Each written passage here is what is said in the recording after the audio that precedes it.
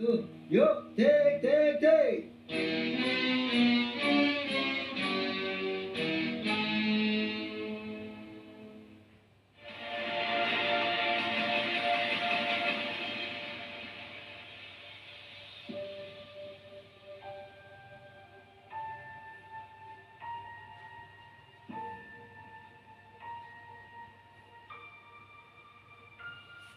Assalamualaikum warahmatullahi wabarakatuh. Waalaikumsalam warahmatullahi wabarakatuh.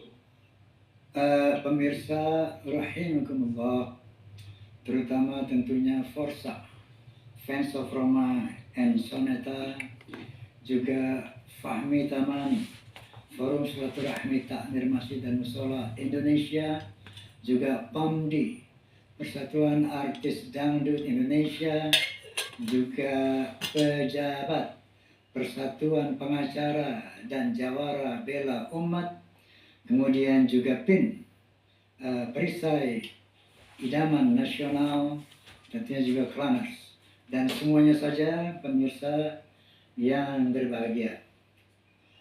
Podcast kami ini sudah berapa episode ini lagi membahas soal nasab ini.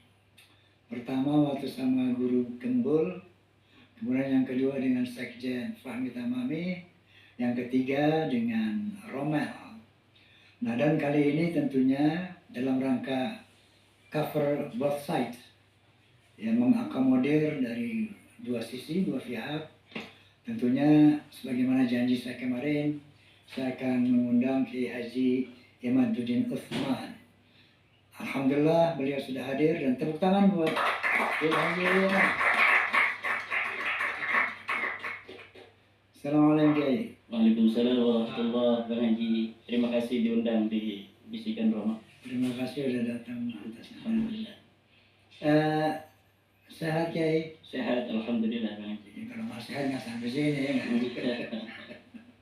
Kiai, biasanya ini kita dalam kasus ini, dalam membahas polemik ini, tentunya tujuannya kan dalam rangka mencari kebenaran.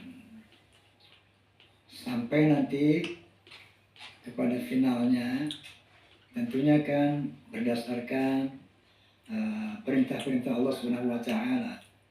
Yang pertama, ya, wa'tasimu bihablillahi jami'an wa la tafarraqu. Untuk mempersatukan umat Islam, menjaga ukhuwah Islamiyah. Nah, karena ada peristiwa sengketa quote and quote, maka ini harus diselesaikan dengan acuan wa ta'awanu 'alal birri wat taqwa wa la ta'awanu 'alal itsmi wal 'udwan. Tolong menolonglah kamu dalam kebaikan dan takwa, dan jangan tolong menolong dalam dosa dan permusuhan.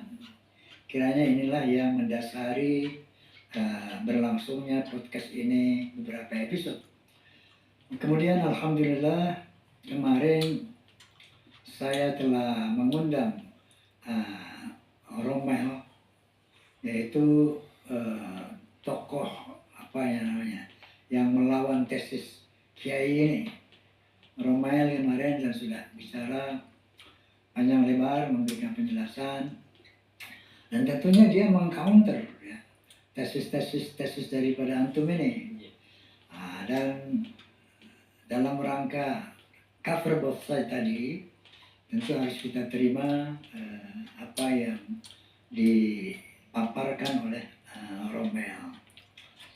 Nah, Kiai, sebelum kita masuk ke masalah polemik ini, biasanya di sini ini pemirsa ingin tahu tamu kita ini silsilah keluarganya apa, kayak gitu biasanya. Barangkali mohon izin bisa dijelaskan nih Kiai, ini dari putra siapa, keluarga berapa orang? Terima kasih Bang Haji atas undangan di Bisikan Roma. Sekali lagi, saya ini seorang pengasuh pesantren di daerah Kresek, dekat Tanara, 12 km dari keluarga santri biasa. Dari keluarga santri, Pesantrennya apa namanya? pesantren Nahdlatul Ulum. Nahdlatul Ulum. Nahdlatul Ulum kebangkitan ilmu-ilmu agama. Ya kita dari kalau silsilah mungkin masalah nasab ke atas karena kita lagi membahas nasab orang itu jadi kurang terlalu apa istilahnya, kalau kita juga mengatakan tentang silsilah kita.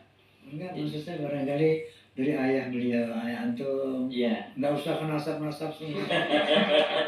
Bukan itu, bukan itu. Iya. Ya, kami 3 bersaudara. Iya, sudah. Saya anak laki-laki paling tua, yang 2 perempuan, yang terjun ke dalam dunia pesantren. Semuanya santri, tetapi yang kemudian berikan pesantren hanya saya. Tapi kalau keluarga-keluarga dari sepupu-sepupu, semuanya emang kebanyakan di pesantren. Jadi Kresek itu sebuah ibu kota kecamatan yang dikelilingi oleh pesantren-pesantren, semuanya bersepupu. Jadi Pasar Kresek, sini ada pesantren Al-Falah, ada pesantren Al-Ihsan, ada pesantren Mambal Hikmah, pesantren Al-Zain, Al-Hikmah, pesantren Raden Kenyang, pesantren Subul Salam, semuanya saling bersepupu dari jadi ngomong kah juga. Karena dulu ada seorang kiai di situ, seorang apa namanya itu, selain seorang kiai juga seorang pejuang di daerah Kresek, namanya Syekh Ciliwurung. Beliau sebagai seorang pengasuh pesantren, tapi juga sekaligus sebagai seorang panglima di Kesultanan Banten. Masya Allah. Pada perang Tirtayasa, beliau gugur sebagai syahid di Tanara pada tanggal 26 Dzulhijjah 1093 Hijriah. Kebetulan waktu itu perang bersama Sultan Tirtayasa, leluhur Bang Haji, yaitu karena leluhur Bang Haji Sultan Tirtayasa seorang raja, jadi banyak yang mengawal. Karena leluhur saya seorang panglima, jadi nggak ada yang ngawal. Jadi sampai syahid gitu. Tapi Sultan Tirtayasa berhasil diselamatkan oleh keluarga dari Gunung Kaler. 3 bulan beliau di Gunung Kaler, kemudian pindah ke Jasingan melalui menyusuri Sungai Sidurian sampai ada di Jasingan. Kemudian Sultan Tirtayasa sampai di Jasingan bersembunyi. Beberapa waktu kemudian Belanda ini membuat sebuah tipu daya dengan membawa anak perempuan Sultan Tirtayasa untuk memberi pesan kepada ayahandanya bahwa kalaulah ayahanda ini pulang ke Kesultanan Banten, maka ayahanda tidak akan ditangkap. Sultan Tirtayasa husnuzon kepada putrinya ini, ternyata putrinya ini sudah ditekan oleh Belanda dan waktu itu Sultan Haji agar memberikan pesan demikian. Akhirnya Sultan Tirtayasa pulang ke Kesultanan Banten. Sampai Kesultanan Banten, di pintu gerbang langsung disergap oleh Belanda dan kemudian dipenjara di Jakarta. Itu kisah dari masa lalu dari keluarga kita bersama, Bang Haji. Terima kasih. Saya kaget-kaget dengan keluarga kita bersama ini. Sementara astagfirullahaladzim. Pemirsa, astagfirullahaladzim, kita akan membahas ini tentunya wallahilazim secara objektif ya. Bukan karena yang beliau sampaikan tadi, tapi dalam rangka mencari sebuah kebenaran yang selama ini ya harus diluruskan gitu kan. Kalau boleh saya remind kembali bahwa kasus ini muncul dari arogansi oknum-oknum habaib yang ternyata udah berlangsung puluhan tahun. Sebenarnya saya ceritakan di podcast sebelumnya, ini saya merasa tidak nyaman atau merasa resah ya dengan kondisi seperti ini udah sejak lama. Tiba-tiba ada satu suara yang mengatakan Ba'alawi bukan zuriat Nabi. Ini waktu itu saya juga suuzon sama kiai ini. Waktu itu. Ini orang siapa yang so tahu banget. Waktu itu suuzon. Karena apa? Kita itu sudah terpatri. Hati kita bahwa Alwi itu zuriat Rasul. Udah terpatri sedemikian rupa. Termasuk saya ini suuzon. Nih mau ngapain sih nih orang nih? Muting-muting dibilang Mbak Alwi bukan nasab segala macam gitu kan. Tapi lama-lama kemudian saya dengar statement beliau di media sosial. Nah baru teringat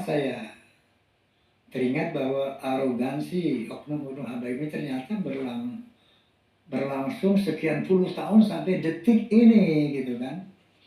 Oh rupanya penelitian beliau ini secara nasab, berdasarkan historis, berdasarkan manuskrip-manuskrip yang beliau paparkan di media-media, dan ditambah lagi dengan penjelasan dari BRIN tentang tentang DNA, haplogrupnya jelas bukan J1, ternyata JG gitu kan. Nah ini membuat saya lebih ingin meyakinkan Kiai dalam rangka katakanlah mendudukan persoalan secara hak, secara benar, karena ini sudah menjadi keresahan umat, bahkan keresahan bangsa, karena adanya katakanlah indikasi hegemoni di bidang agama, indikasi feudalisme agama. Yang ini memang merupakan keresahan kita ya. Baik, untuk itu bagaimana antum sebagai muhibin dulu kan? Ini muhibin juga. Sama masa saya muhibin kan? Kok bisa tiba-tiba punya inisiatif seperti ini? Apa yang pertama kali membuat antum ini terus mengkritisi, mengoreksi Mbak Alawi ini? Ya, terima kasih Bang Haji. Kita pertama kan disemangati oleh ajaran agama Islam. Allah Subhanahu wa taala berfirman, "Ud'uuhum bi'abaihim huwa aqsatu 'inda Allah. Fa in lam ta'lamu aba'ahum fa ikhwanukum fid din wa mawalikum. Wa laysa 'alaikum junahun fima akhta'tum bihi, walakin ma ta'ammadat qulubukum wa kana Allahu ghafurur rahim." Panggillah mereka semua dengan ayah-ayah mereka ke atas. Kalau kalian tidak mengetahui ayah-ayah mereka, maka tetap mereka itu saudara kalian. Dan juga adalah orang-orang yang kalian perdekakan. Dan tidak ada dosa bagi diri kalian terhadap apa yang dulu pernah kalian salah dalam menisbatkan mereka itu. Yang salah itu adalah ma ta'ammadat qulubukum. Apa yang hati kalian sengaja untuk salah, udah tahu bahwa itu bukan ayahnya, tetapi kalian masih menisbatkan, itu yang akan dianggap sebagai sebuah junah, sebuah dosa. Wa kana Allahu ghafurur rahima, dan Allah itu senantiasa Maha Pengampun dan Maha Penyayang. Yang kedua adalah firman, atau bukan firman, sabda Rasulullah Muhammad SAW, "Man intasaba ila ghairi abihi wa huwa ya'lamu annahu ghairu abihi fal jannatu 'alaihi haram." Siapa orang yang bernisbah kepada selain ayahnya sedangkan dia tahu bahwa itu bukan ayahnya, maka surga baginya haram. Yang ketiga adalah ucapan dari seorang ulama besar, Syekh Ibnu Hajar Al-Asqalani, mengatakan, "Yang bagi li kulli ahadin ay yakuna lahu ghairatun fi hadha an-nasab asy-syarif wa dhabti hatta la yantasiba ilayhi ahadun illa bihaqqi." Bahwa seyogianya bagi siapa saja untuk mempunyai perhatian, mempunyai kecemburuan terhadap nasab Rasulullah Muhammad SAW, dan memeriksanya sehingga tidak ada seseorang yang menisbatkan kepada nasab mulia ini kecuali dengan kebenaran. Dari tiga dasar itulah kemudian saya membaca realitas yang saya lihat di tengah-tengah masyarakat dari kaum Ba'alawi. Sebelum itu. Jadi antum membaca itu apa setelah melihat adanya satu arogansi yang dilakukan oknum-oknum, Betul. apakah setelah itu setelah membaca dulu baru melihat? Apakah melihat kemudian Anda meragukan, antum meragukan itu? Itu dasar dulu. Kalau latar belakang beda. Latar belakang itu dasar daripada sebuah kajian tentang nasab. Kalau latar belakang, saya melihat dari realitas sosial yang saya lihat di tengah-tengah masyarakat, dari sebuah klan yang mengaku sebagai keturunan baginda Rasulullah Muhammad SAW. Di saat yang sama, akhlak-akhlak yang ditampilkan jauh daripada akhlaknya baginda Rasulullah Muhammad SAW. Ajaran-ajaran yang disampaikan kerap kali merupakan ajaran-ajaran yang tidak sesuai dengan apa yang saya pelajari di pondok-pondok pesantren sebagai akhlak daripada keturunan Rasulullah SAW. Mungkin kita semua bisa melihat di media-media sosial masih ada bagaimana seorang yang mengatakan dirinya dengan sombong di hadapan publik bahwa di dalam tubuhku mengalir darah Rasulullah SAW.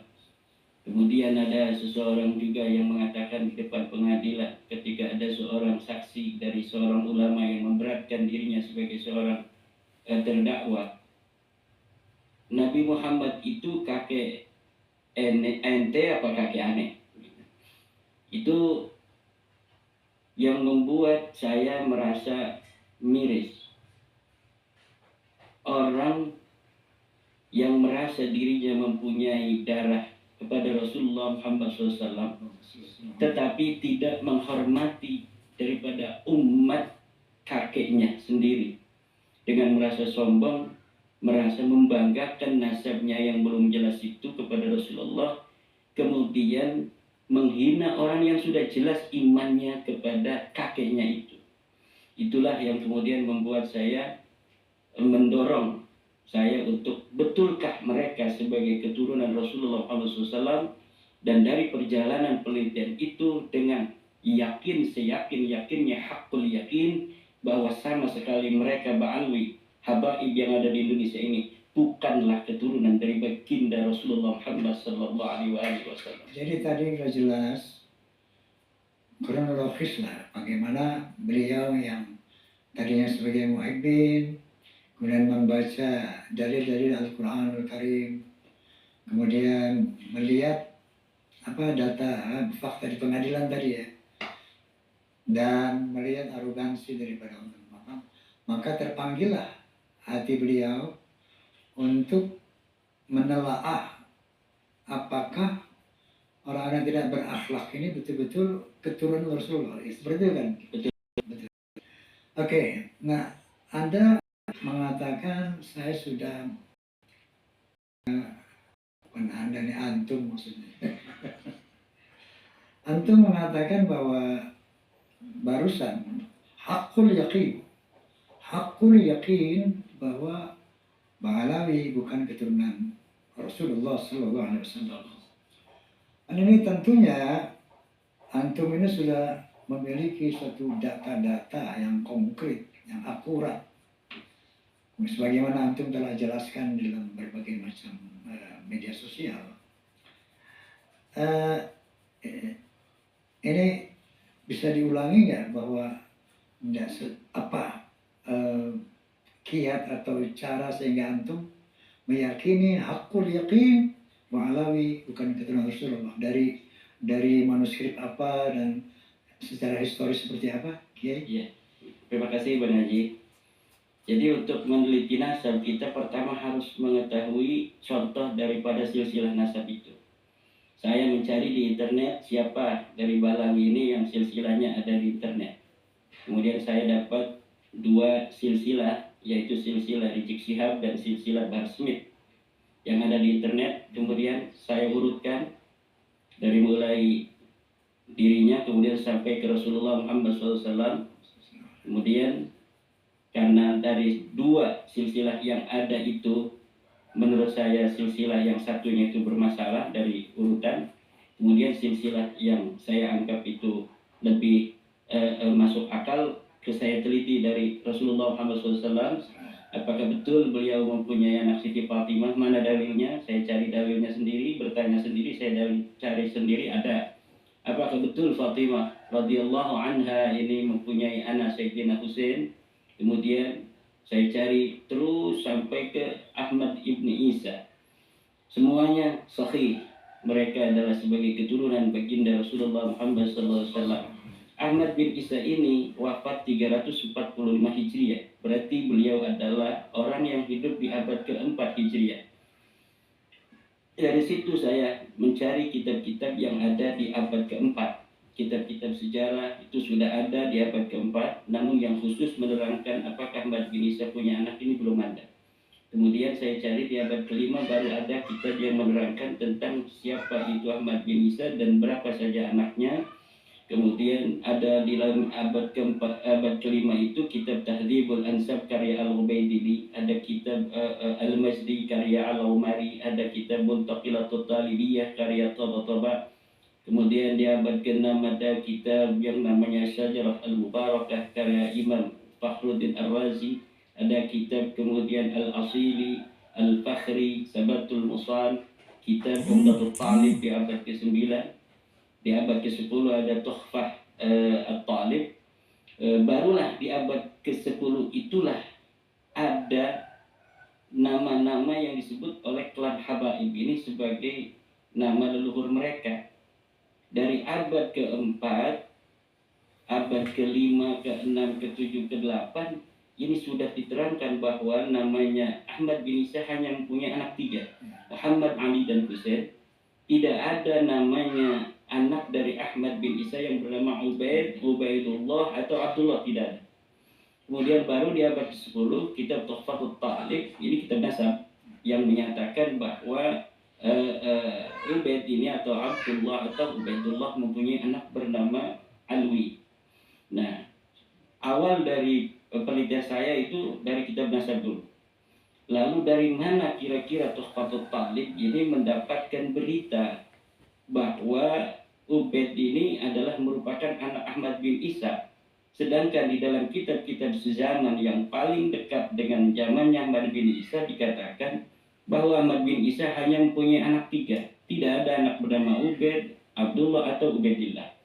Ternyata ada mentok di abad ke-9 Hijriyah di dalam kitab karya Ba'lawi sendiri, yaitu kitab Al-Wurqatul Musyiqah karya Ali bin Abi Bakar As-Sakran, yang menyatakan bahwa dirinya mempunyai silsilah ke atas itu Ali bin Abu Bakar bin Abdurrahman bin Maula Dawila bin Ali Sahibud Darak bin Ali Al-Ghayur bin Faqih Muqaddam bin Ali bin Muhammad Sahib Birmad bin Ali Qoli Qasam bin Alwi bin Muhammad bin Alwi bin Ubaidillah bin Ahmad bin Isa.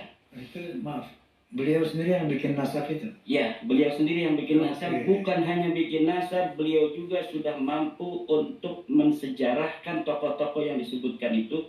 Padahal tokoh-tokoh yang disebut itu sama sekali tidak disebutkan pada zamannya. Misalnya Alwi. Alwi ini adalah nama yang kemudian dinisbatkan Mbak Alwi ini kepada dirinya. Dikatakan dia adalah anak dari Ubaidillah, anak Ubaidillah ini anak dari Ahmad bin Isa. Dikatakan Alwi ini adalah seorang mujtahid mutlak pada masanya. Ulama-ulama pada belajar kepada dirinya. Dalam fikih dia derajatnya seperti derajat para orang-orang yang sudah mencapai derajat mujtahid mutlak. Tapi kitab-kitab yang ada pada masa itu abad kelima, jangankan mencatat dirinya sebagai seorang mujtahid mutlak, seorang ulama besar, mencatat dirinya sebagai anak daripada Ubaidillah kemudian punya kakek Ahmad bin Isa pun tidak ada. Di abad ke-6 demikian juga, abad ke-7 semua nama-nama yang sesuai nama keluarga Ba'alwi dengan masa-masa itu sama sekali tidak disebutkan oleh para ulama. Baru ketika di abad ke-9 inilah nama itu mulai dibangun. Bukan hanya dibangun bahwa mereka keturunan Nabi, dibangun pula kesejarahan masa lalu itu dari abad 9. Termasuk makam-makam leluhur mereka itu tidak ada pada zamannya. Ahmad bin Isa dimakamkan di Husaisah, tidak ada pada masanya. Kemudian punya anak bernama Ubaidillah, tidak ada itu pada masanya. Itu dapat diverifikasi dari kitab-kitab yang menerangkan tentang makam-makam yang ada di masa itu. Tidak ada makam Ubaidillah pada masanya. Kemudian Alwi, makamnya begini, sampai sekarang dijarahi, tidak ada pada masanya. Punya anak lagi namanya Muhammad, punya anak lagi, sampai itu makam-makam yang didirikan itu semuanya tempatnya, titik koordinatnya ditentukan di abad 9 dan dibangunnya mulai saat itu juga. Jadi sekarang itu ada pemakaman generasi Ubaidillah versi mereka itu. Iya, Itu mulai abad 9. abad 9 semua. Sampai sekarang ada itu. Ada, sampai sekarang dijarahi orang. Kalau mau ziarah Bang Haji nggak apa-apa. Insya Allah barakah. Baik. Jadi inilah yang mungkin di counter oleh Romael kemarin, bahwa dia mengacu kepada sejarah nasab dari abad ke-9 oleh Al-Sakran itu ya. Yang ternyata itu memang beliau sendiri adalah dari klan Ba'alwi yang membuat sejarahnya sendiri, nasab-nasab sendiri seperti itu. Iya. Yang itu tidak terkonfirmasi pada abad-abad sebelum itu. Ya. Nah, jadi begitu antum menelusuri ini sampai sini, apakah antum tidak mencari lagi barangkali ada sejarah-sejarah lain atau manuskrip lain yang kira-kira bisa mengcounter daripada antum yang antum baca ini sudah dilakukan itu? Gak bakal ada Bang Haji. Karena apa? Karena orang-orang yang mengkantor saya itu titik fokusnya di Hadramaut, di Yaman. Sedangkan tokoh ketersambungan mereka Ahmad bin Isa ini sebenarnya tidak pernah ke Yaman. Jadi yang harus kita sorting itu adalah Madinah atau di Irak. Kalau kita mau mencari ketersambungan nasab itu Ahmad bin Isa sebenarnya siapa keturunannya, kita harus datang ke Irak, kita harus datang ke Madinah, bukan di Yaman. Kenapa? Di Yaman tidak ada berita sejarah yang menyatakan Ahmad bin Isa pindah ke Yaman. Muhajir itu dikatakan. Al-Muhajir itu pun sebuah lakab yang disematkan kepadanya 800 tahun setelah dia wafat. Untuk apa? Sebagai alibi legitimasi sejarah bahwa dia pernah hijrah ke Yaman. Sebenarnya dia tidak pernah hijrah ke Yaman. Boleh kalau ada yang mempunyai sebuah dalil bahwa Ahmad ibn Isa ini pernah hijrah ke Yaman dari abad sebelum abad ke-8, abad 8, 7, 6, 5, 4, itu berarti akan satu pertanyaan saya kepada Rabithah Alawiyah itu akan terjawab. Baru pertanyaan kedua, kalau sudah hijrah, betul nggak dia punya anak bernama Ubaid? Dan itu pun tidak akan pernah ada manuskripnya. Karena memang seseorang yang namanya Ubaid ini saya sudah telusuri algoritma keberadaannya. Itu bukan keturunan daripada Rasulullah Muhammad SAW.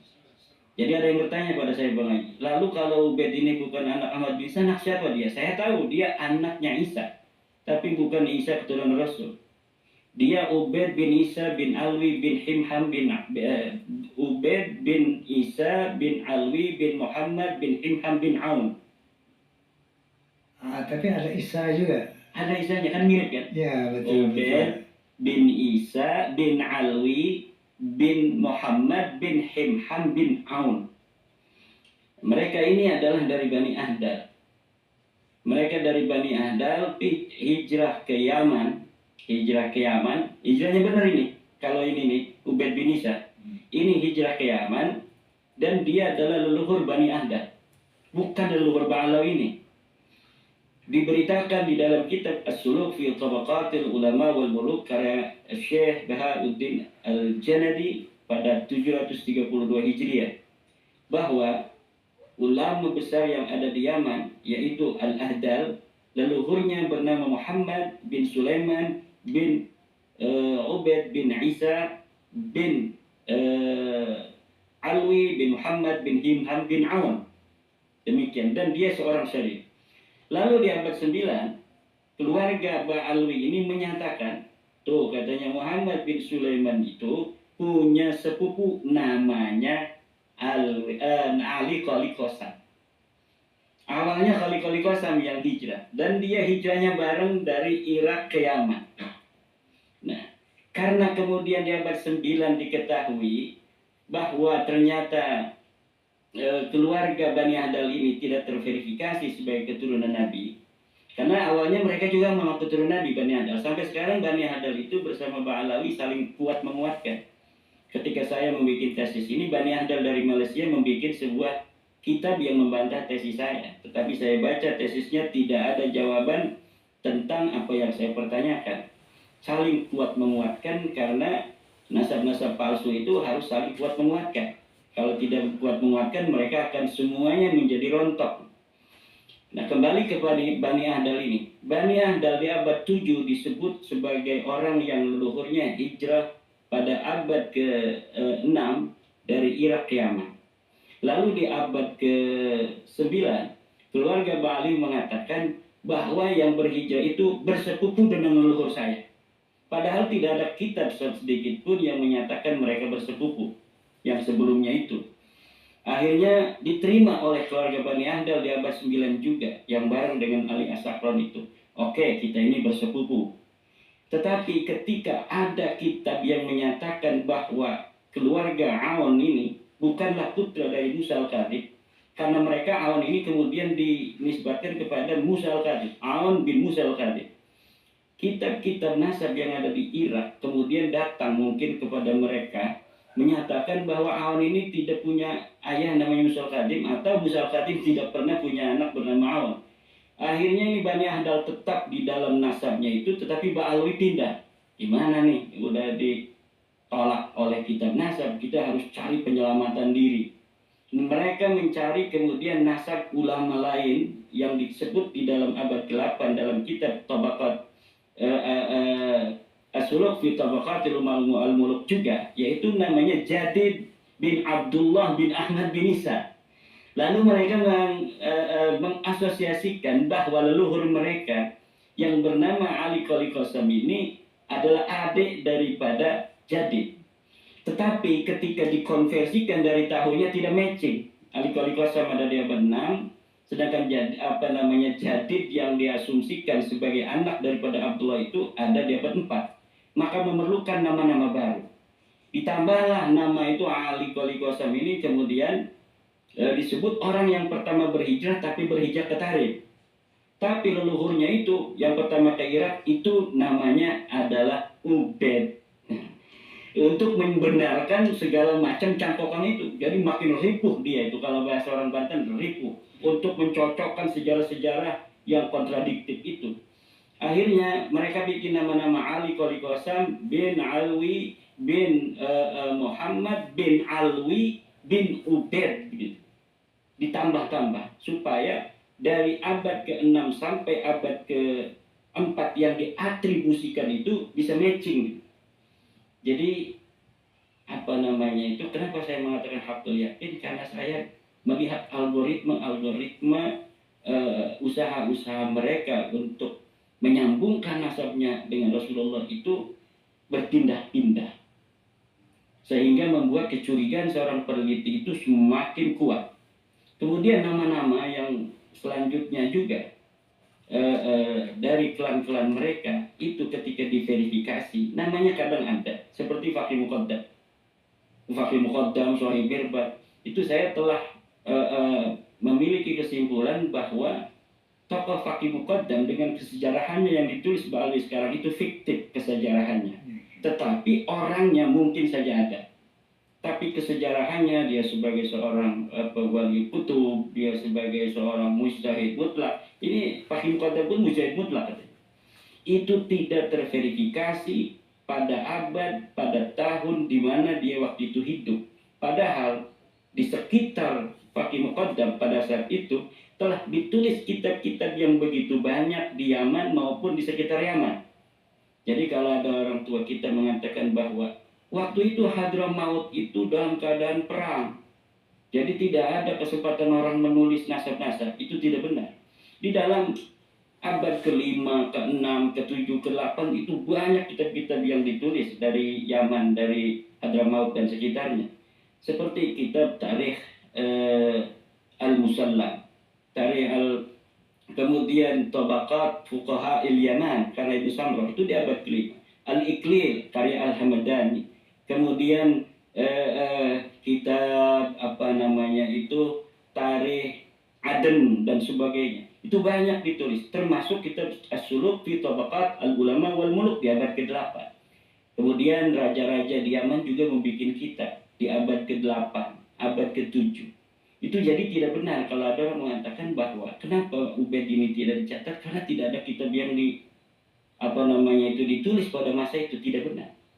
Yang benar adalah karena memang pengakuan itu baru di abad 9, maka kemudian Suhra wal Istifadah mereka sebagai turun Nabi hanya dimulai dari abad 9, kemudian dengan Lumintu dibangun sampai sekarang ini.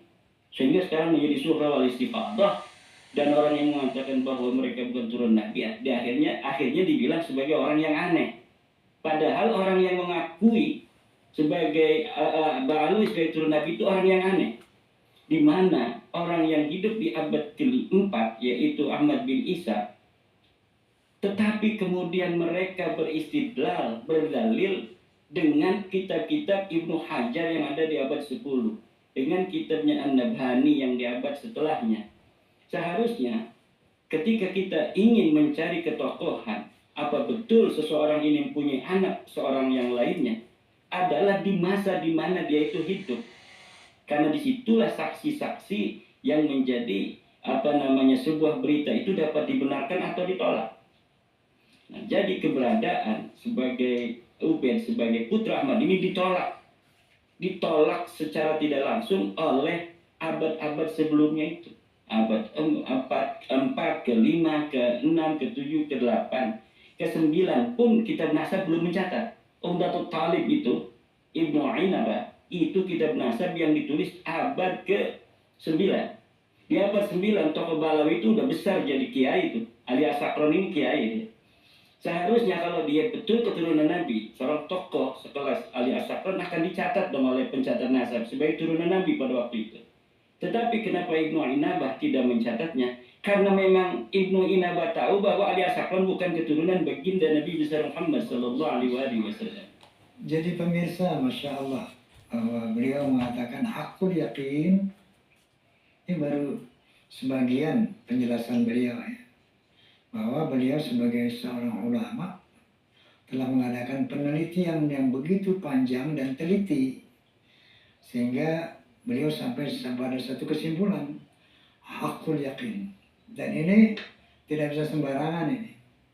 Karena katakanlah misalnya kita menghapus nasab yang sebetulnya benar, tersambung pada Rasulullah, ketika kita mengatakan itu bukan keturunan Nabi, ini sangat dosa besar tentunya. Betul. Tapi beliau menyatakan tadi bahwa hakul yakin, subhanallah. Ini suatu statement yang sangat yang sangat penuh tanggung jawab artinya kan. Karena beliau telah meneliti sedemikian rupa bahwa ada sanggahan-sanggahan seperti kita lihat dalam podcast televisi pada suka ya. Beliau berdialog dengan Roma tentang manuskrip dan itu masih terjadi dialog-dialog yang kayaknya belum tuntas ya, jadi belum selesai. Bagi mereka belum selesai. Karena mereka berusaha untuk bisa membuat antitesis. Bagi saya ini sudah selesai dan tidak mungkin mereka bisa untuk menjawab tesis itu. Karena saya algoritmanya sudah bisa membaca. Okay. Algoritmanya kalau habis 1 ya 3, 5, 7, 9. Jadi kalau misalnya nanti ada hal lain itu habis 9 pasti 11, pasti 13. 11, 13, 15 begitu. Dan itu sudah bisa terbaca. Kalaulah nanti ada yang mengatakan, ya ini ada datanya di abad ke-6, itu pasti data palsu itu Bang Haji. Wah, ada kitab Al-Arbaun, pasti kitab palsu. Wah, ada ini gitu manuskrip apa namanya itu sanad yang baru ditemukan, pasti palsu. Saya bisa meyakini, saya yakin itu palsu. Ini orang nggak gampang loh menyatakan ini hak, ini batil. Itu tentunya dengan suatu ilmu, dengan suatu kejujuran, yang sehingga memunculkan sebuah keyakinan. Kiai, apakah sementara ini antum sudah berdialog dengan apa itu Rabiul Alawi ya? Untuk Saya membahas sudah ini? melayangkan surat dengan 12 pertanyaan. Saya dalam surat itu pertama keberatan. Saya keberatan orang-orang yang mengaku dari keluarga Bali, mengaku sebagai keturunan Nabi di hadapan publik tanpa adanya dalil yang bisa Anda jawab. Kalau misalnya Anda berkeberatan dengan statement saya itu, maka silakan untuk menjawab pertanyaan saya di bawah ini.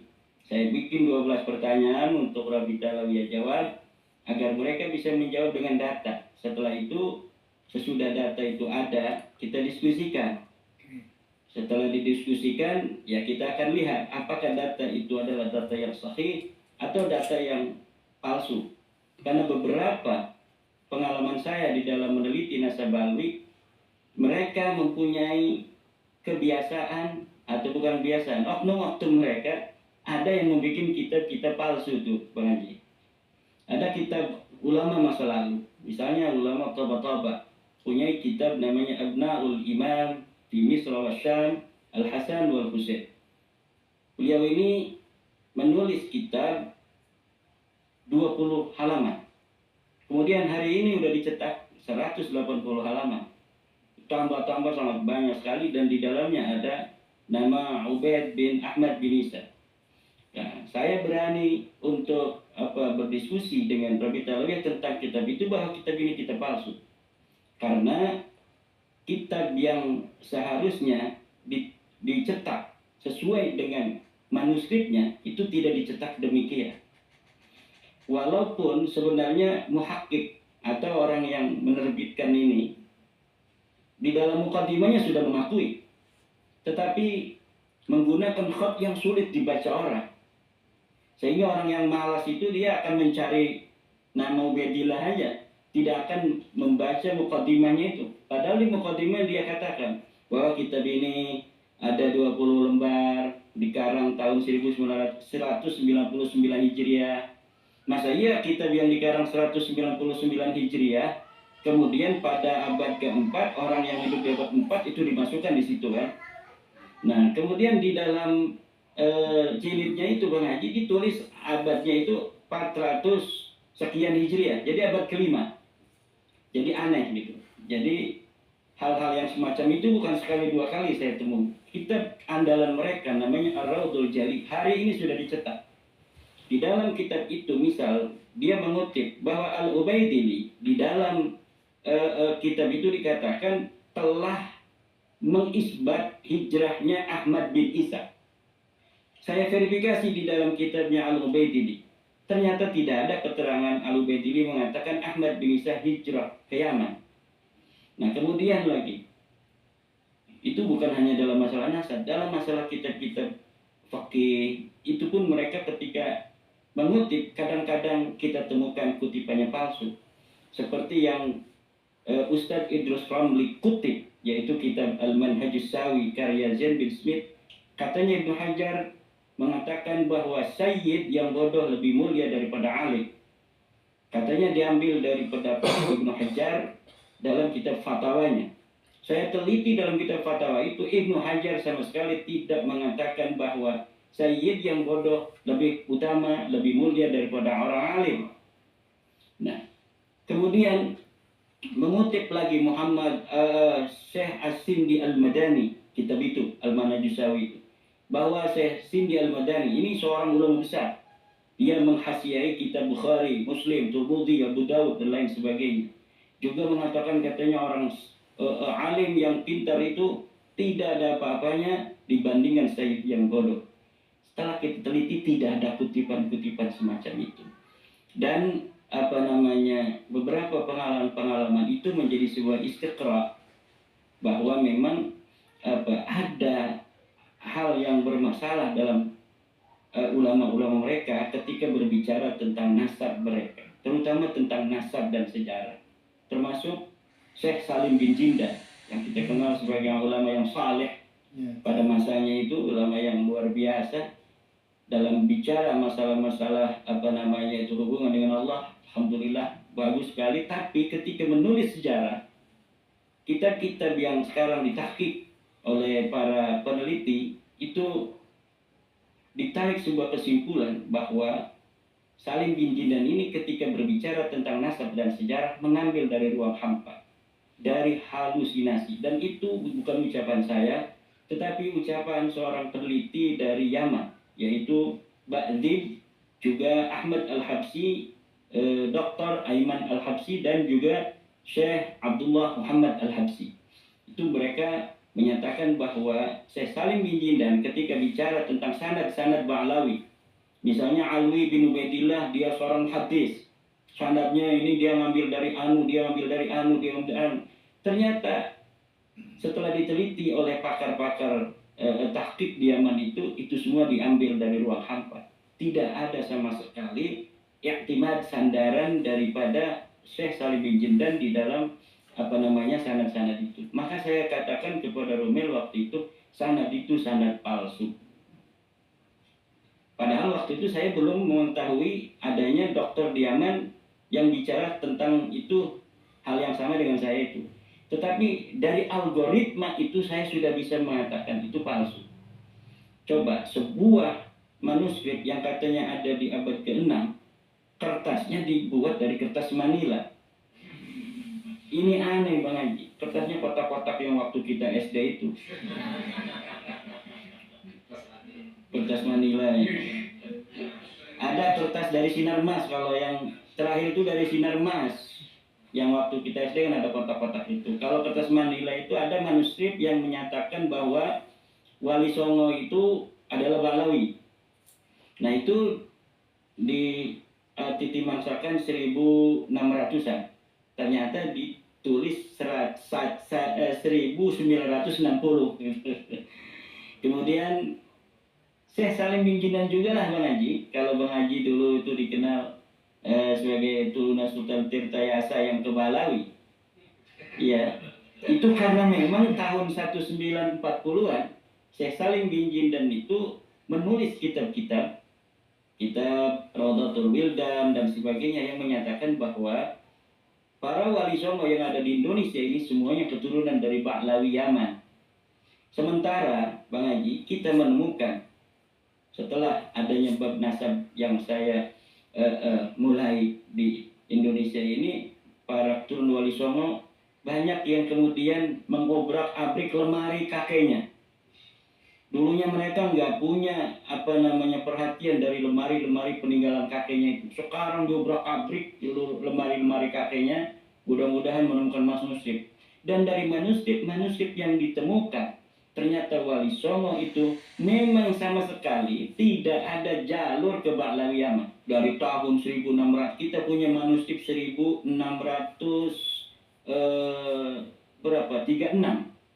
itu menyatakan ke Musa Al-Kadzib. Manuskrip yang lain menyatakan ke Al-Jailani. Jadi ada beberapa Wali Songo yang ke Musa Al-Kadzib, semacam Sunan Ampel, kemudian Sunan Gunung Jati Syarif Hidayatullah. Kemudian ada yang ke Syekh Abdul Qadir Al-Jilani radhiyallahu an, seperti Sayyidatul Kahfi yang itu dimakamkan di Cirebon, itu dari Syekh Abdul Qadir Al-Jilani. Termasuk juga keturunan Sumedang Larang, itu dari Sayyidatul Kahfi, itu juga dari Syekh Abdul Qadir Al-Jilani. Sunan Giri juga dari Syekh Abdul Qadir Al-Jilani radhiyallahu an. Jadi kenapa kalau kita bertanya di Indonesia ini, di Nusantara, orang kok banyak hadarat dari Nabi, kemudian sahabat, kemudian Syekh Abdul Qadir Jilani. Ternyata memang banyak di antara mereka yang merupakan keturunan dari Syekh Abdul Qadir Jilani radhiyallahu anhu. Ini menarik. Memang ada klaim mereka bahwa Wali Songo yang notabene penyebar Islam di Indonesia itu pertama kali itu diklaim sebagai Baalawi. Tapi menurut sejarah yang juga banyak tersiar, bahwa Wali Songo itu tidak datang dari Yaman, ya, tapi dari mana, katakanlah dari Irak dan mana itu antum dari tahu, tidak dari Yaman. Kemudian mereka datang jauh lebih awal dari orang-orang Yaman di Baalawi ini, bahwa patahlah argumen mereka bahwa mereka menyebarkan Islam di Indonesia dengan data sejarah itu yang bisa kita lihat dari bahkan sejarah Belanda gitu ya. Nah, kemudian klaim-klaim ini sebagai Baalawi dulu kan keturunan Wali Songo senyap-senyap aja, mungkin bangga juga ya. Wah, ini keturunan Nabi, keturunan Baalawi, keturunan Nabi. Tapi ketika sudah, Masya Allah, Subhanallah, Tabarakallah, antum ini memang diutus oleh Allah untuk membongkar ini. Setelah terbuka ini semua, apalagi ada oknum mereka mengatakan itu Wali Songo adalah Baalawi, tapi keturunannya putus. Jadi nggak ada keturunan Wali Songo, jadi dia doang yang ada. Wali Songo keturunannya putus karena dari perempuan. Nah, ini kelihatan sekali ya ego tadi, mau enaknya gitu tadi. Egonya mereka di sini justru jelas sekali klaim-klaim itu untuk kepentingan kelompok mereka gitu. Nah, oke, sekarang kan sudah confirm ya, sudah bisa dipastikan berdasarkan data sejarah dan manuskrip yang dijelaskan oleh Kiai yang sudah beredar di media sosial secara gamblang, clear bahwa pertama, Wali Songo adalah bukan Baalawi. Jadi klaim mereka itu sudah patah gitu kan Kiai. Nah, kemudian banyak juga ramai di media sosial, klaim-klaim mereka itu juga dilakukan dengan pemalsuan kuburan-kuburan. Makam-makam dipalsukan, sebagaimana kita dengar kemarin di Madura ada satu makam waliullah, kemudian yang sebelumnya tidak ada embel-embel asegaf, tiba-tiba ada asegafnya di belakang, sehingga mereka warga Madura sepakat membongkar, mengganti itu, menghapuskan kata asegaf di belakang nama yang itu yang dikuburkan itu. Sejauh apa pengetahuan Kiai tentang pemalsuan kuburan ini? Pemalsuan kuburan itu bagi klan yang ingin merebut kesejarahan sebuah bangsa itu penting. Bagi sebuah klan yang tidak punya sejarah masa lalu, leluhurnya yang mati di medan perang, penting untuk bagi mereka sekarang untuk merebut kesejarahan sebuah bangsa, untuk membuat makam-makam palsu, kemudian diberikan sejarah bahwa makam ini adalah makam seorang pejuang yang mati di medan perang. Penting. Maka ketika hari ini di Israel, Bang Haji, itu bisa kita baca dalam harian Middle East di Timur Tengah, bahwa Israel itu membuat 300 makam palsu sebagai legitimasi bagi mereka menduduki Palestina.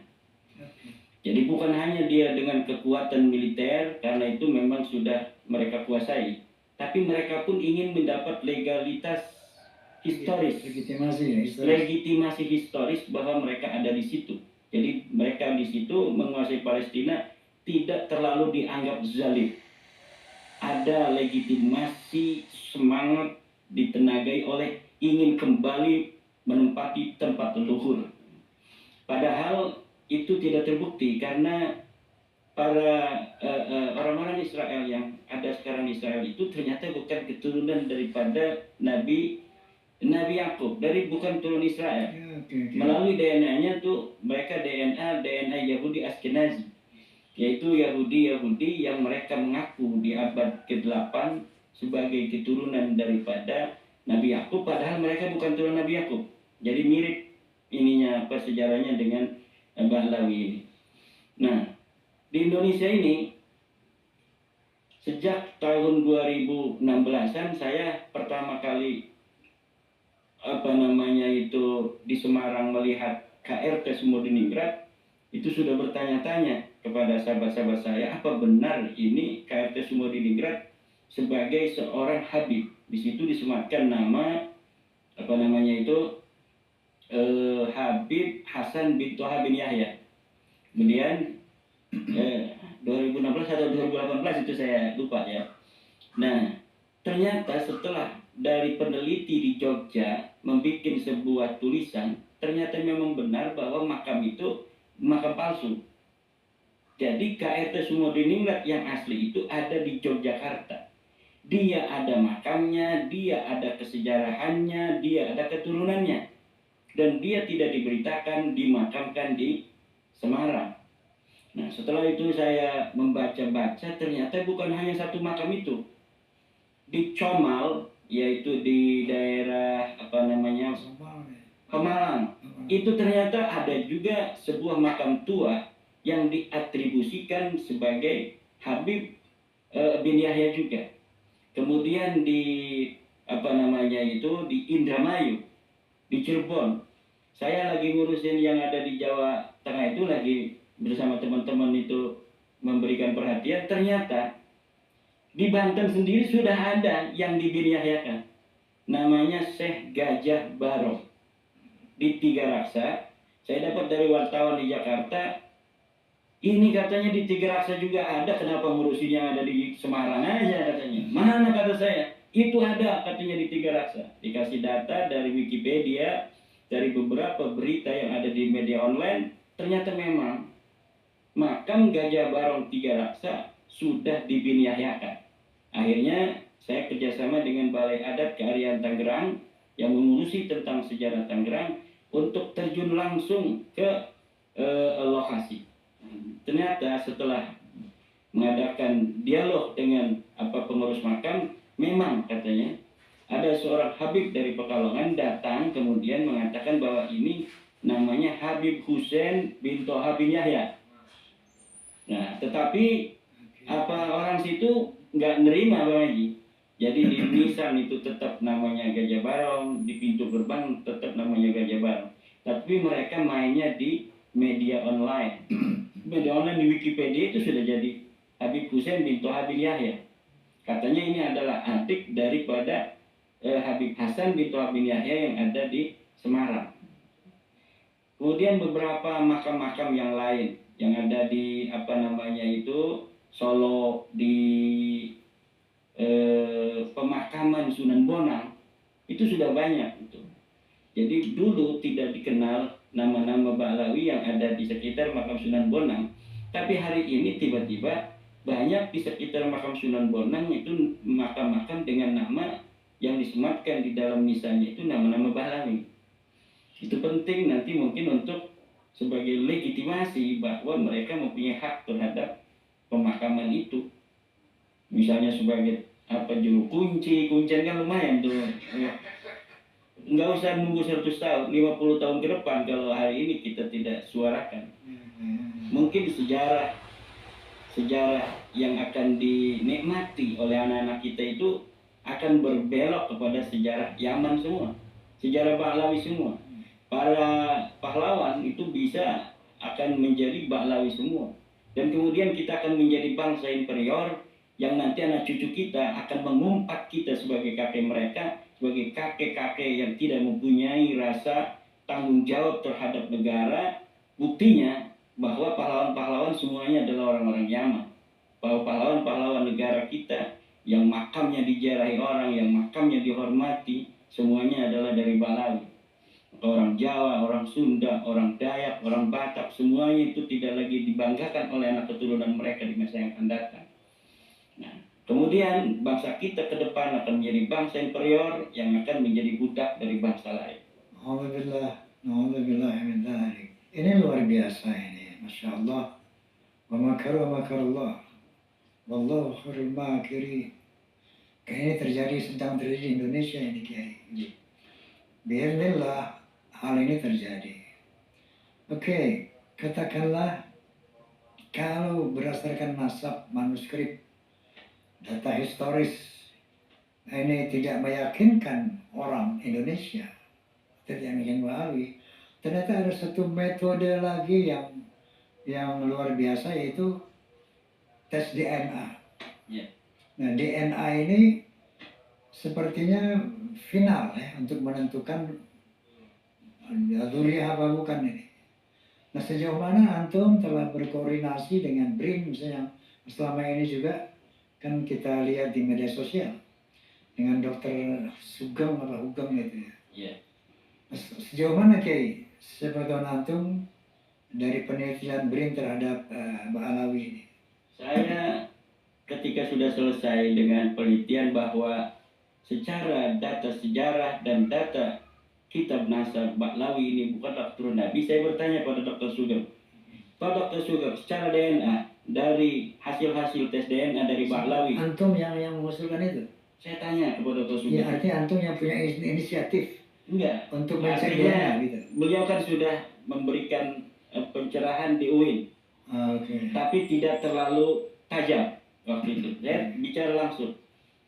Bagaimana setelah apa namanya secara kajian ilmu nasab dan sejarah Baklawi ini terbukti bukan turun Nabi, menurut kajian DNA bagaimana dengan haplogroup dan hasil tes DNA yang telah dipublish di Family Tree DNA dan yang lainnya di internet itu, menurut Pak Dr. Sugeng, apakah masih bisa mereka sebagai turun Nabi?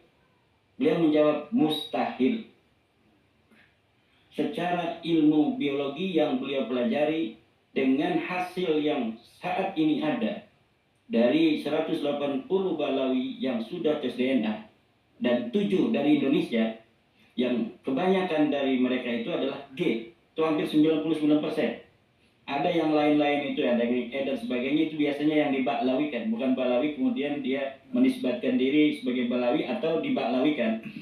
Jadi kebanyakan mereka 99 adalah G. Menurut Dr. Sugeng bahwa mustahil mereka sebagai turunan Nabi. Jangankan keturunan Nabi, turunan Arab saja mereka bukan.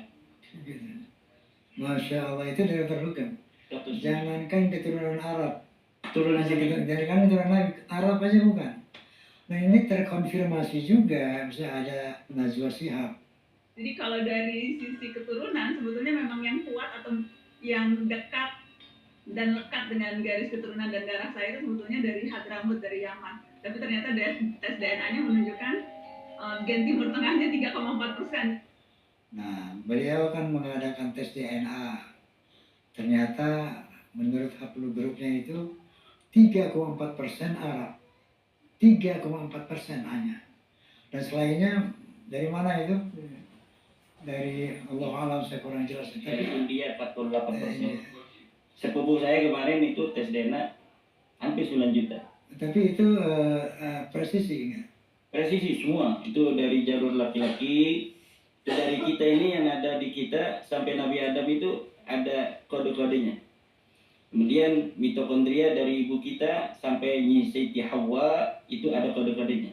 Kemudian ada yang autosomal yang ingin mengetahui berapa persen, itu yang Najwa Shihab untuk mengetahui berapa persen darah kita yang berasal dari sebuah bangsa, sebuah daerah.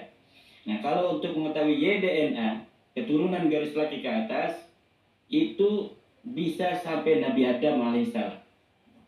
Kalau dari jalur dari ibu kita sampai Siti Hawa, itu bisa untuk tapi kalau yang zigzag dari ayah kita ke ibu, ibu ke ayahnya, itu memang hanya beberapa generasi itu sudah tidak bisa dideteksi. Inilah kemudian yang diframing oleh sebagian para mukibin itu bahwa tes DNA tidak bisa untuk menelusuri keturunan ke atas. Karena memang ada cara sistem tes DNA yang tidak bisa untuk menelusuri ke atas, yaitu sistem zigzag itu. Dari ayah kita ke ibunya, kemudian dari ibunya, itu hanya beberapa generasi itu sudah tidak bisa dideteksi. Tapi kalau garis laki itu bisa sampai Nabi Adam. Nah, mereka ini kan mengaku garis laki. Binanu bin Rasulullah. Siapa namanya? Sayyidina Hasan, kemudian bin Ali. Nah, itu tidak mungkin orang yang bersepupu dari Sayyidina Ali, kemudian haplogrup-nya berbeda-beda. Dua-duanya mengaku punya silsilah kepada Sayyidina Ali secara garis laki, tetapi dua-duanya ini kemudian haplogrup-nya hari ini berbeda. Dan dua-duanya pengen diakui semua sebagai turunan Sayyidina Ali. Pasti di antara dua ini ada yang salah. Siapa yang salah? Harus dilihat dari kelompok keluarga lain yang sudah tes DNA, yaitu kelompok keluarga dari Yahudi Israel, keturunan Nabi Yakub alaihissalam. Yahudi Israel sudah tes DNA, yang garis laki yang mereka itu sangat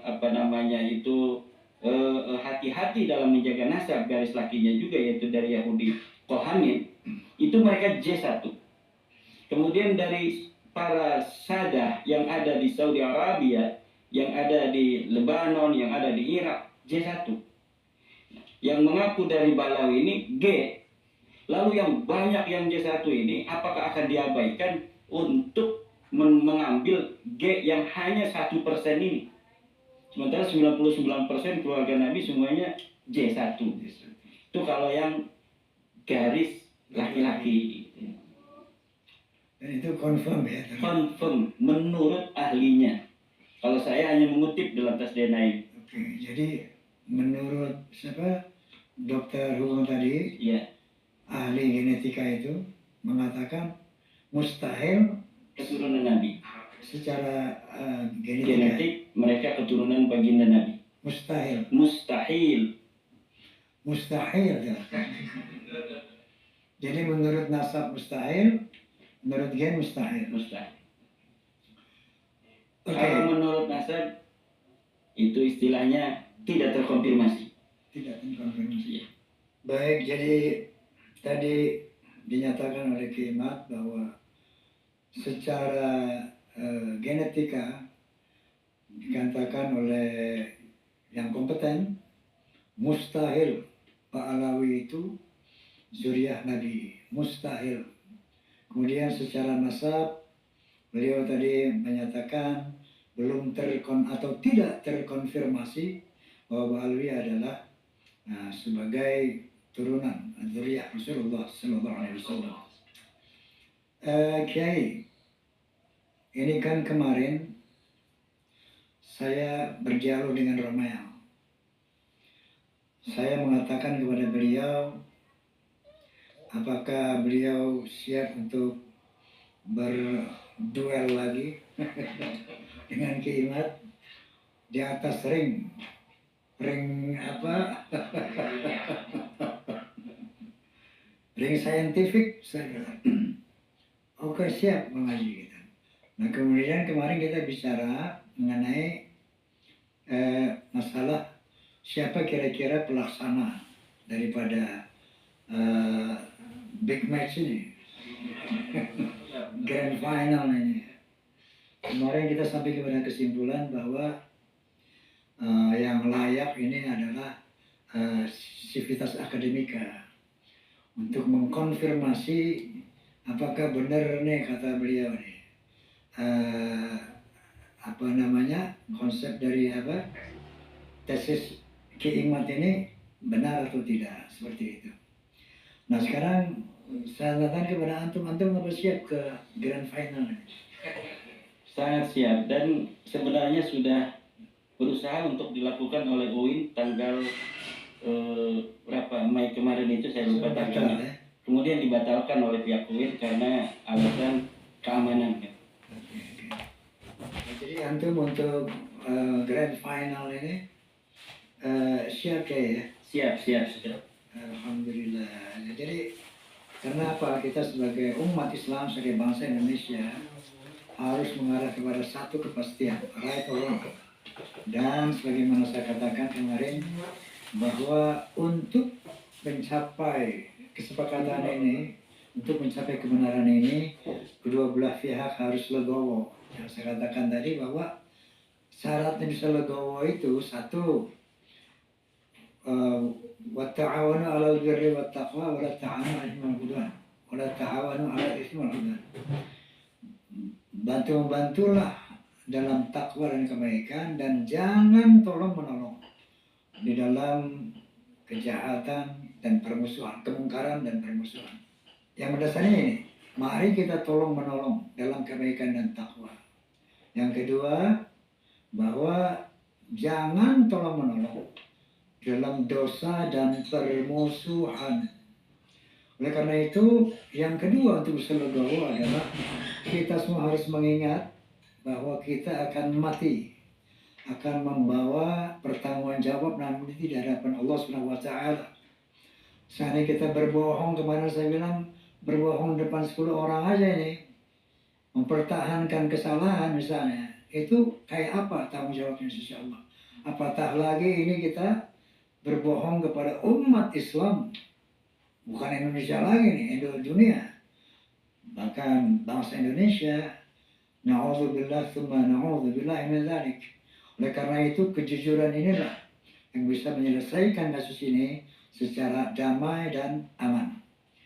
Nah Kiai, seandainya orang sudah yakin bahwa Mbak Alwi ini bukan zuriat Nabi, tapi kekeh masih meyakini dengan data-data ilmiah dan data historis sudah jelas ini bukan turunan Rasulullah, tapi masih kekeh bahwa dia turunan Nabi, itu seperti apa hukumnya?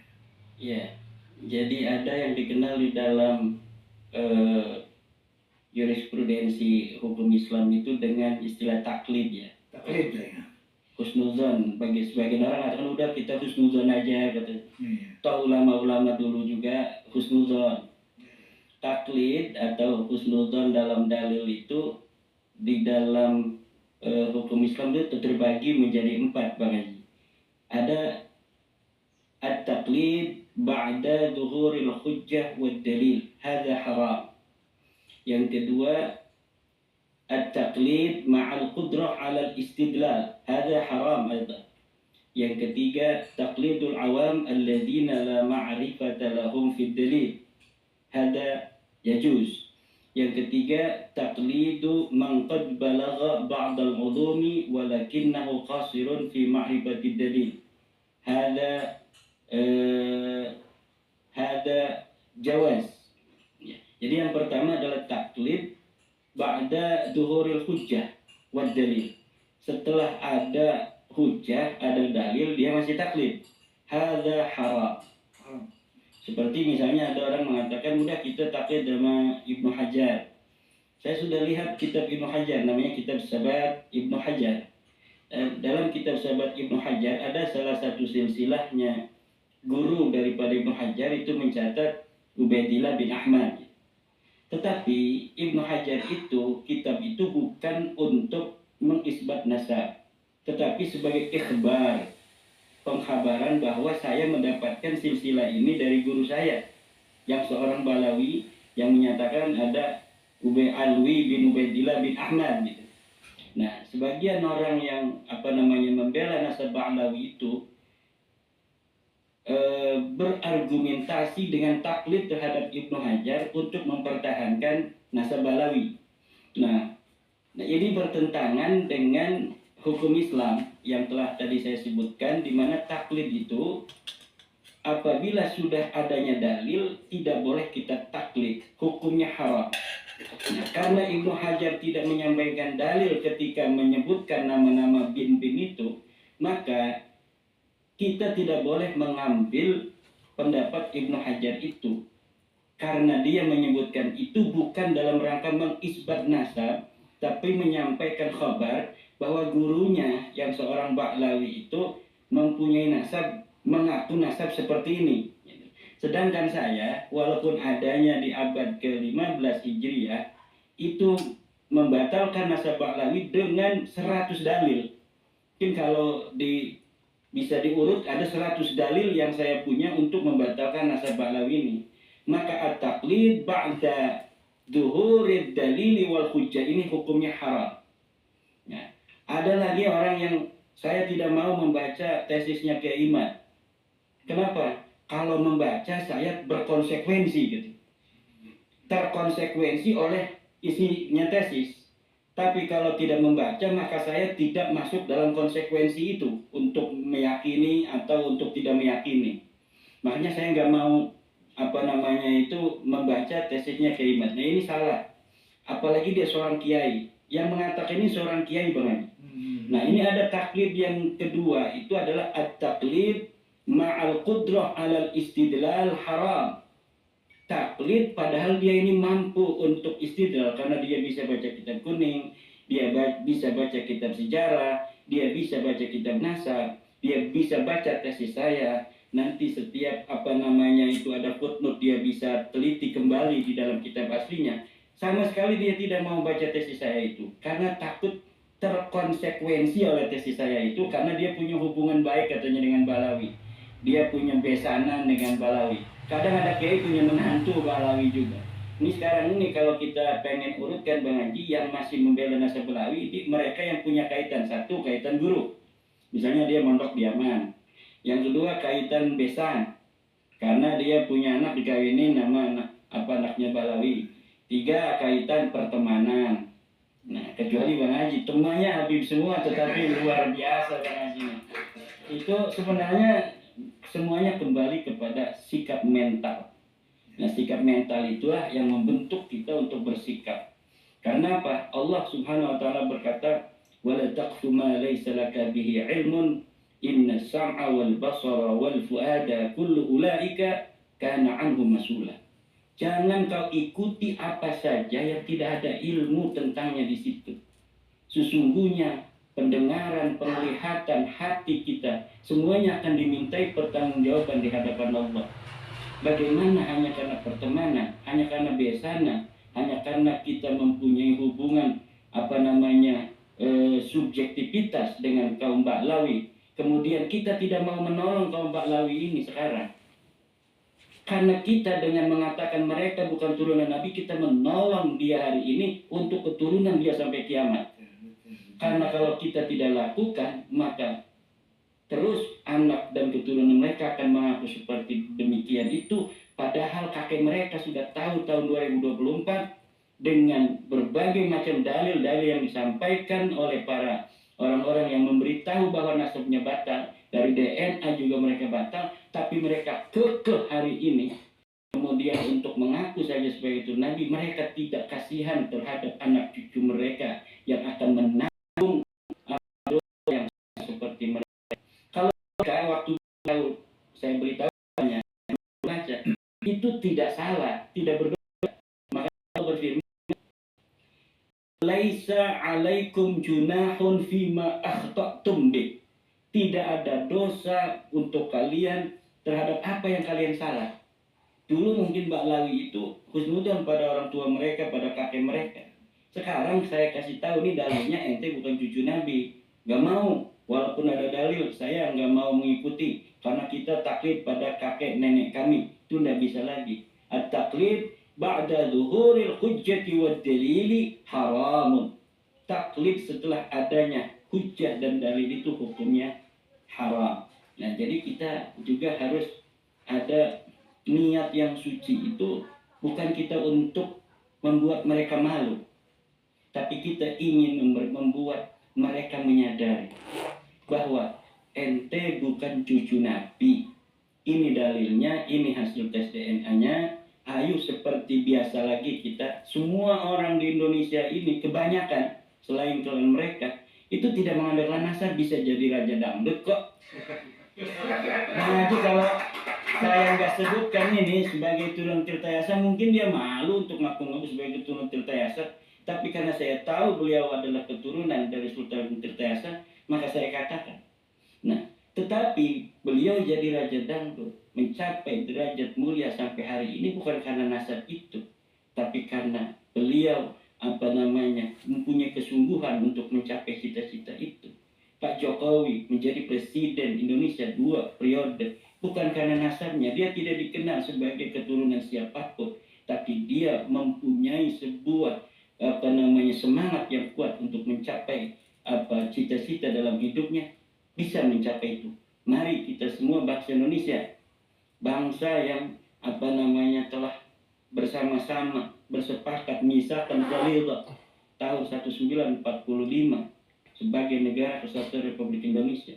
Kita mempunyai Pancasila, keadilan sosial bagi seluruh rakyat Indonesia, kemanusiaan yang adil dan beradab. Siapapun kita, tidak melihat dari asal mana kita, suku bangsa apapun, keturunan siapapun, kita bisa jadi apapun di tanah Indonesia ini. Dan ini tidak akan rugi orang yang bukan cucu Nabi kemudian ngaku cucu Nabi, ketahuan sekarang setelah ketahuan dia akan tidak menjadi siapapun, nggak bakal. Kita akan tetap cintai mereka, Bang Haji. Kalau dulu mereka sahabat kita, mereka akan tetap jadi sahabat kita. Kalau mereka dulu sebagai mantu kita, mereka akan tetap jadi mantu kita.